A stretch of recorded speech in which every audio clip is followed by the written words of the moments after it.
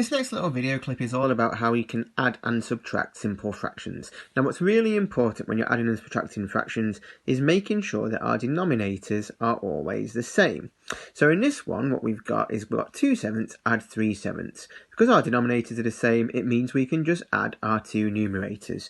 So our 2 plus 3 will be 5, which means we have got 5/7. Now what you might get is one like this one here, where we've got 2/3 add 1/5. Now our denominators this time aren't the same. This means we can't just do a simple straight addition anymore. So what we've got to do is find equivalent fractions with common denominators. And to do this we can use our times tables. Now if we did 3 times 5, what we could do is put both numbers over 15, so we can change them into 15ths. Now what we've done here is we've times this 3 by 5 to get to our 15ths, which means we must do the same to our 2. So 2 times 5 is 10. And on here, our 5 has been multiplied by 3, which means we've got to do the same to our 1, which means 1 times 3 is 3. Now, because we've got the common denominators as 15ths, we can now do our addition step. So 10 plus 3 is 13, and it's going to be 13/15. Sometimes you'll be able to simplify this down more, but in this case it's going to be 13/15.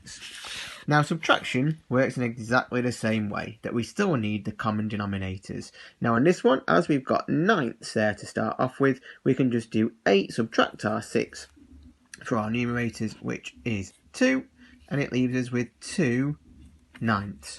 Now again, in some examples, like on this one here, where we've got 7/10 subtract 1/5, we need to find a common denominator. Now this time, because 5 and 10 are in the same times table, the 7/10 can stay the same, and we can convert our 1/5. Now, our fifths would then go to tenths, but then what we've done here is we've multiplied our 5 by 2 to get it to our 10. So we've got to do the exact same thing to our 1. And our 1 times 2 there is 2.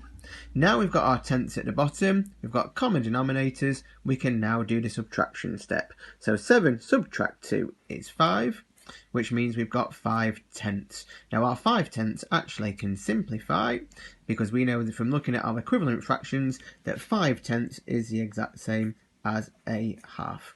And that's how you can do the addition and subtraction steps. The main thing to remember is to make sure we've always got the common denominators before you do any addition or subtraction.